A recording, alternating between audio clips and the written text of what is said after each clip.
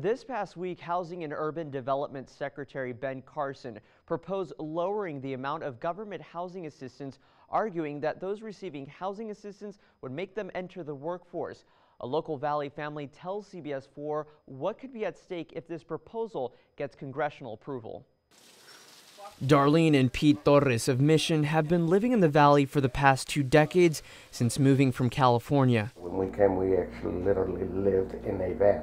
They raised 3 boys and 1 girl, now grown up and some with families and careers. Life happened, and then the heart attacks and all that, we ended up here, and we ended up on welfare and housing.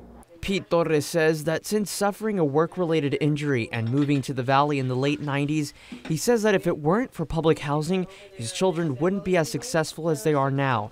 One is a filmmaker, one is a community organizer, another a school teacher. And so it would have been very, very difficult even for our children. They were so young when we came.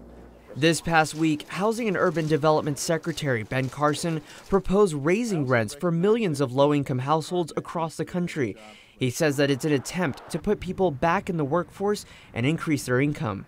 Well, I think there's always apprehension and concern when something that some type of assistance that you're receiving is cut off or reduced.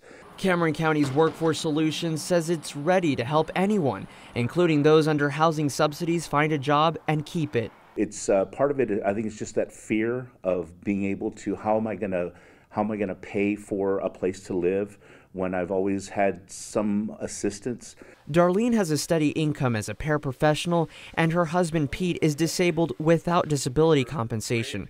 For families who rely on housing assistance, the Make Affordable Housing Work Act would allow housing authorities to impose work requirements and require more poor tenants to raise the minimum rent from $50 to $150 per month.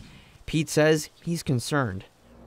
More and more, I just believe that Mr. Carson is wrong. More so when I hear that he grew up in a needy family.